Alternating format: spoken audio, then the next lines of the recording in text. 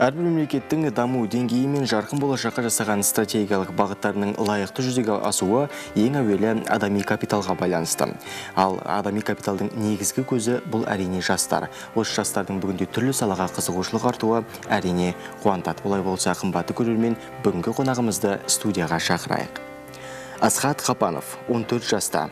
Жастайынан әншілікке қызығады. Бүгінде вокалдық өнермен айналысуда. Музыкалық аспаптарға жақын, домбырада күй ойнағанды ұнатады. 2021 жылы ел үміті кітабына жазылып, 21 ғасырдың көшбасшысы медалінің иегері атанды. Ал 2022 жылы Қазақстан мақтанышы медалін алған. Асхат, қош келдің. Көңіл күйің қалай? Жақсы. Тамаша, жайғаса берсең болады. Енді хабарымыз офлайн деп аталады. Сондықтан бағдарламаның талабына сай, ұялы телефонын сөндіріп маған беріп қойсаң, менікі де сөндірілді тұр. Мына сөреге артымызға қойып қоям. Ал хабардың соңында әрине өзіңе қайтарып берем. Ал дәл қазір офлайн режимінде шынайы сұхбаттасып көрсек. Тамаша, енді біз осыған дейін өзіңді таныстыру кезінде айтқан болатынбыз, вокалдық өнерге жақын, ән айтумен айналысады деп.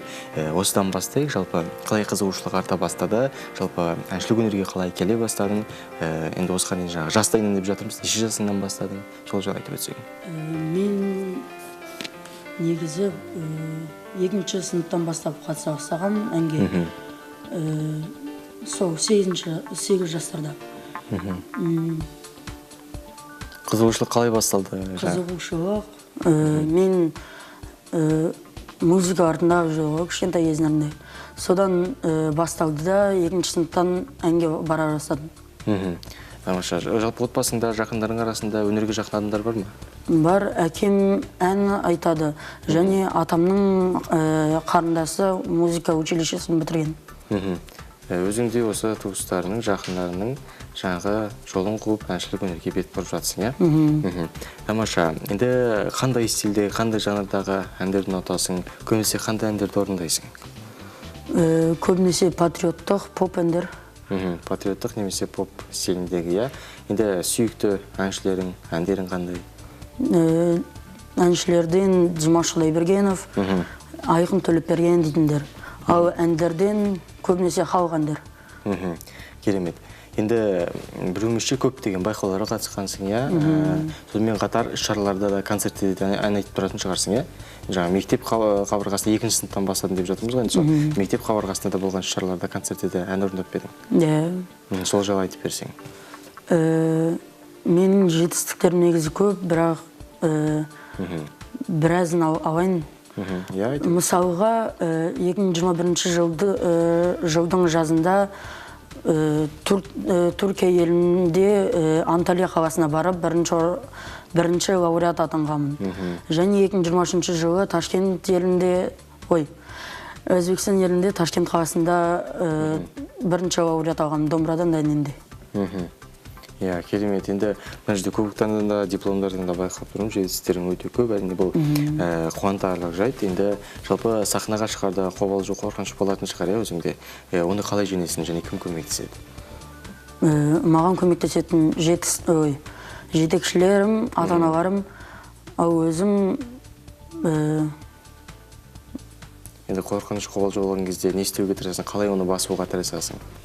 Ойымда түктеу болмауын қадағалаймын. Содан бәрі артта қалады. Керемет. Енді сахнаға шыққан кезде бәрі ұмытылып кететін шығар. Керемет. Енді жаңа жетістіктерін деп жатырмыз, көптеген жаңа байқаулар деп жатырмыз, сахнаға шығу деп жатырмыз. Ең алғашқы сахнаға шыққаның концертте болсын, жалпы мектеп қабырғасында бір шарада болсын, байқауда болсын, ән айтқаның есіңде ме? Алғашы конкурсым есімде. Айтып берсең сол жайлы. 2018 жылы бір бала атты әнмен шыққанмын. Содан гран-при иегері болғам. Қалай, бірінші байқауда, бірінші конкурсыңда қорқыныш болды ма? Әрине. Бірінші рет конкурста және еще гран-при алған. Қандай ән орындап едің? Бір бала. Бір бала, Бұл қандай жанрдағы стильдегі ән болды? Енді алғашқы орындаған әні ғой? Халық әні. Тамаша. Енді білуімше үйірмелерге қатысасың, жалпы осы вокалдық өнер бойынша сол жайлы толығырақ өзің айтып берсең. Мен музыка мектебіне Латиф Хамиди атындағы бірінші саз мектебіне барамын. Оған 4-ші сыныптан бастап бар жүрмін. Иә, 4-ші сыныптан бастап барып жүрсің, әлі күнге дейін сол мектептесің, иә? Музыкалық. Тамаша. Ол жақта енді вокалдық өнер ғана ма, әлде музыкалық аспаптарда қамтыла ма? Ол жақта аспаптар бар, және әртүрлі үйірмелер бар. Керемет. Енді ән айтуда жалпы өзің қалай ойлайсың, ән айту бұл жаңағы дарын, талант па, әлде жаңағы тәжірибемен, дайындалумен келетін дүние ме?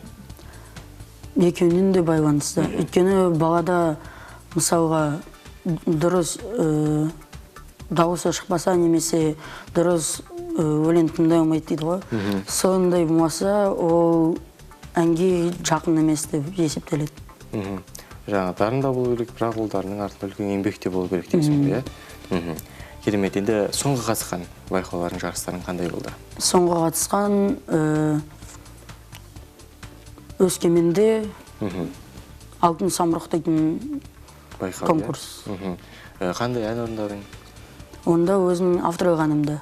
Авторлық әніңді орындадың, иә? Тамаша. Жалпы қанша авторлық әнің бар, немесе болашақта жазу ойда бар ма? Қазірге бір авторлық әнім бар, бірақ болашақта жазу ойда бар. Керемет, енді бір авторлық әнің бар, 14 жасында. Керемет, үлкен жетістік қой бұл. Қашан жазылды, қалай жалпы бұл ән туындады десек те болады? Бұл ән осы биыл ғана. Оны жазу әкемнің ойына келген. Сөзін Медет Темежан ағаға сұрап, және әнін Береке Слямқұл ағаға жаздырған. Ал Береке аға аранжировкасын Алматыға жасатты. Керемет, енді бұл қандай жанрдағы ән? Бұл патриоттық. Патриоттық ән, иә? Жалпы осыған енді өзің айтып өттің, жаңа патриоттық әндерге жақынмын деп. Жалпы авторлық ән жазған кезде қай жаққа басымдық бердіңдер? Сөзіне ме, әлде әуені ырғағына ма? Енді бүгінде ырғақты жаңағы Настем әнді көпшілік ұнатады ғой, бірақ сонымен қатар сөзінде мәтінінде ұмытпау керек, е? Өзің қай жағына басымдық бердің жаңа? Өзім екі жағына да деп ойлаймын. Өйткені әні де жақсы, сөзі де жақсы. Енді алғашқы авторлық ән қандай әсер қалдырды? Жаңа тыңдап жатқан тыңдарманның да бір пікірлері білдіріп жатқан шығар, оларда жаңағы авторлық әнге? Иә, көбінесе жақсы деп жазып жатыр. Өте күшті деп. Керемет, жалпы көпшілікке ұнап жатыр, е? Тамаша. Енді өзіңнің ән айтқаныңды көріп, жаңа байқауларға қатысып жүргеніңді көріп, мен де бір осы әншілік өнерді көрсем деген жақындарың, достарың бар ма? Жалпы қызығушылық танытқан, өзіңді көріп қызыққан адамдар? Бір-екі досым бар.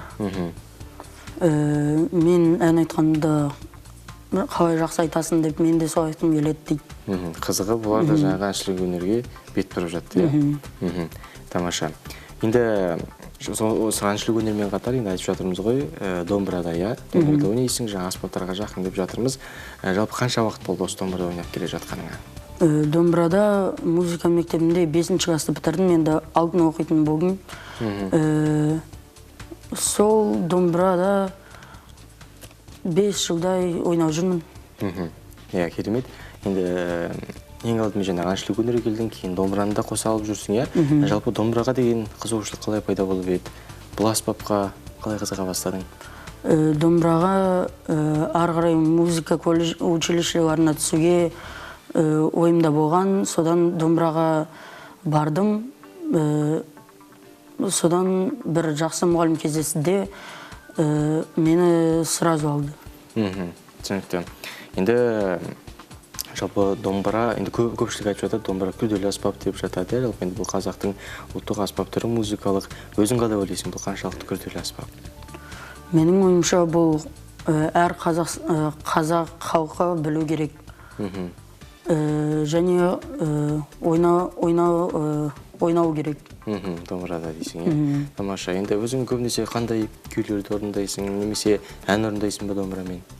Көбінесе мен күйлерді Оның ішінде Құрманғазы Сағырбайұлының, Әбдімомын Желдібаевтардың солар. Түрлі күйлерді орындайсың осы, біздің ұлттық аспабымызда, иә.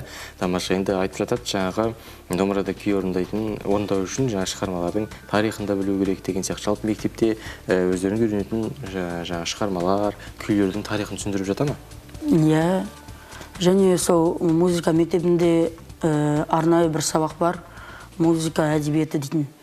Содан да үйрететін. Тамаша, енді осы музыка мектебі жайлы әрі қарай әңгімемізді өріп өтсек, жалпы қанша уақыт осы мектепке музыка уақытын арнайсың жалпы? Дайындықтар қаншалық жиі болып тұрады? Дайындықтар аптасына 2-3 рет. Әр сабағынан қалмаймын, өйткені маған бұл өскенде керек екенін сеземін. Тамаша. Енді бір күнің, бір дайындық күнің қалай өтеді? Мысалы, музыкалық мектепке келдіңдерге, әрі қарай іс-әрекетің қандай, не істейсіңдер, немен айналысасыңдар? Әрі қарай мен өзімнің домбыра мұғаліме Роза Базарбаевнаға барамын. Ол менімен 41 сағат үйретеді. Одан кейін мен ансамбль немесе оркестрге барамын.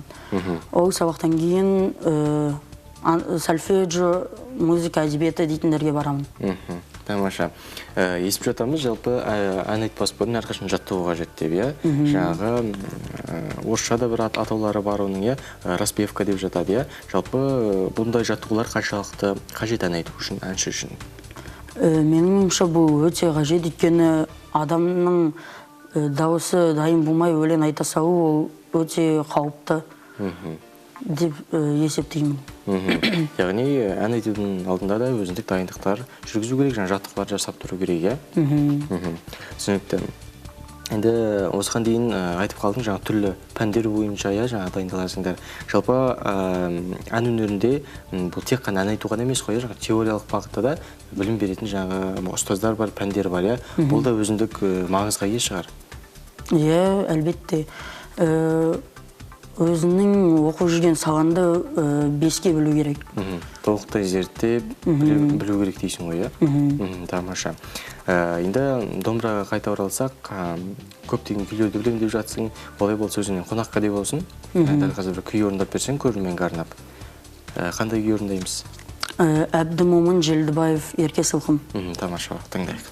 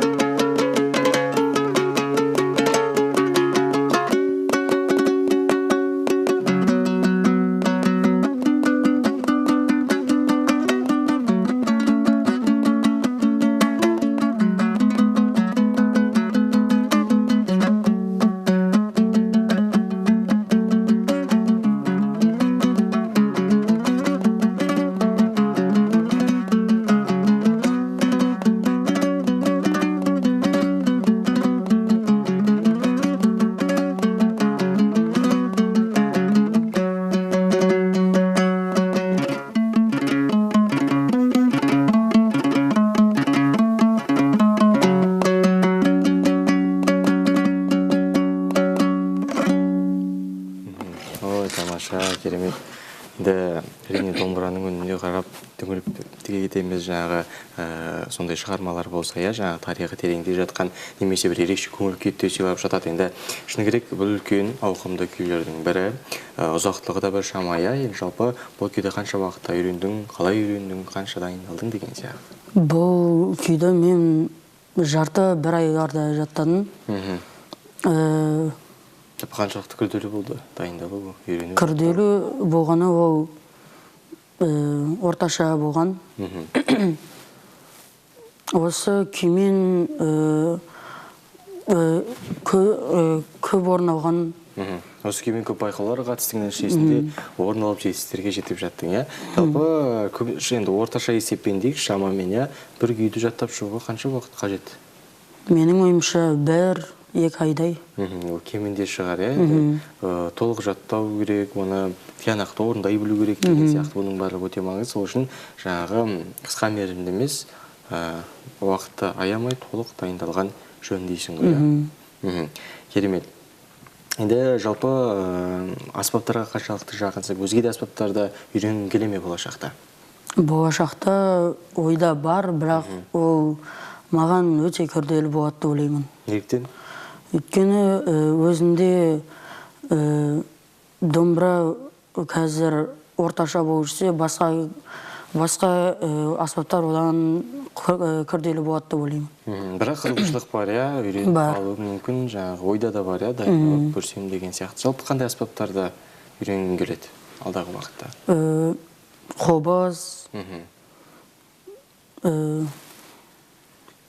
Қобыз, шертпе, прима дейтіндер. Керемет. Енді жаңағы музыкалық мектепте бұл аспаптарды үйрете ме? Әлде өзің үйренгің келеді? Үйретеді. Ол аспаптарда да бар, болашақта сәттілік тілейміз. Ойын болып жатса, әрине үйренуге болады деп ойлаймын. Және сенің де музыкалық қабілетіңді біле отырып, біз тоқтай селеміз, үйреніп аласың деген. Енді осы домбырада ойнайтының бар, жаңағы әншілік өнерің бар, сонымен қазір көптеген байқауларға қатыстың, нәтиже бар, көптеген жетістіктерді бағындырып жатсың. Енді мына үстелде тұрған кубоктар бар, диплом, жаңа марапаттар бар. Таныстырып өтсең, жалпы қандай байқаулар, сол жайлы айтып өтсең. Мысалға, мынау диплом жас жұлдыз конкурсы. Бұдан мен Жамайка әнін айттым, және бас жүлде алғам. Керемет. Бұл республикалық балалар мен жасөспірімдер арасындағы өнер байқауы. Бұл жарыс қашан болды бейді?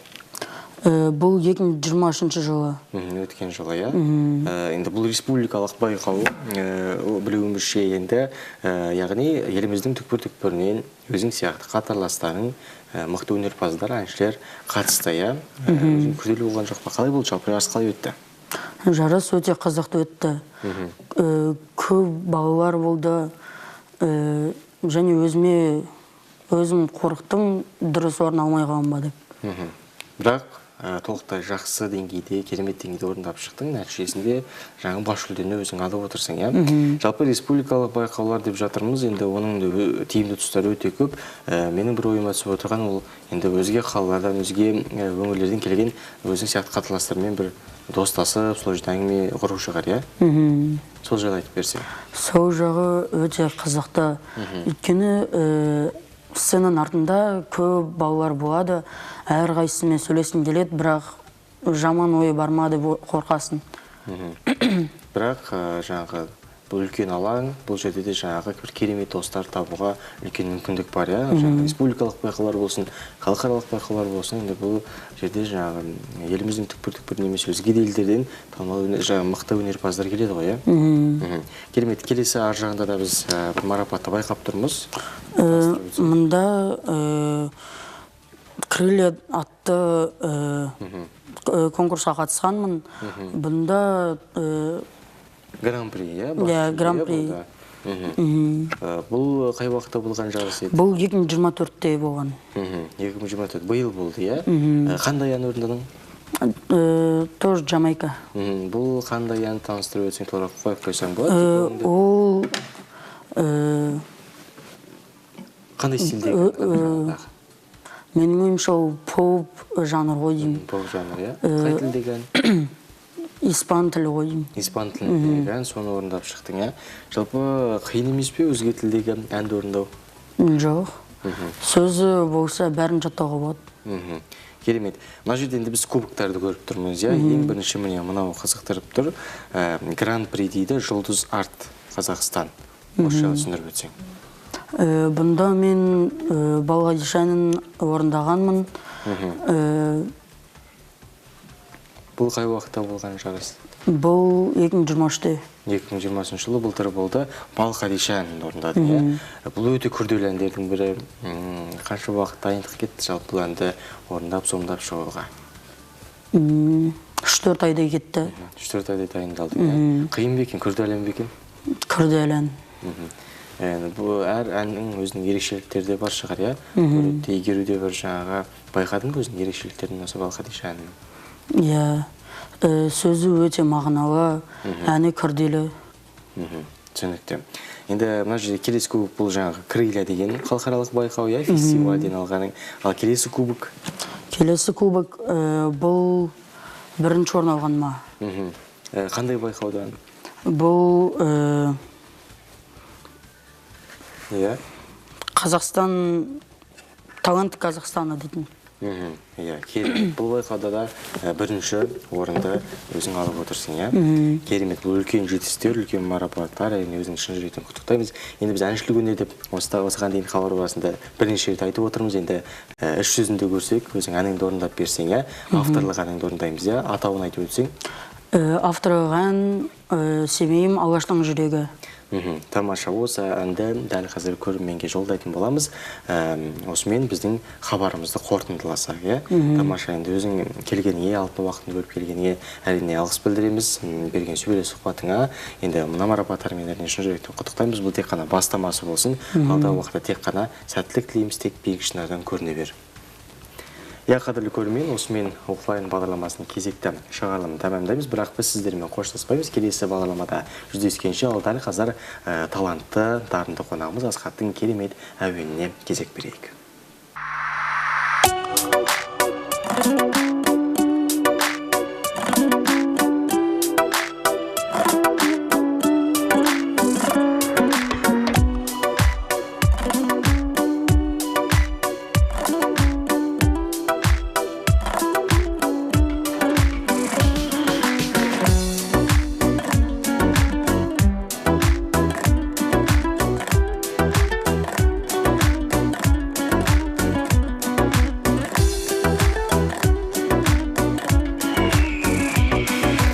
Қанандай қанатың кең келер, ертесі өңірге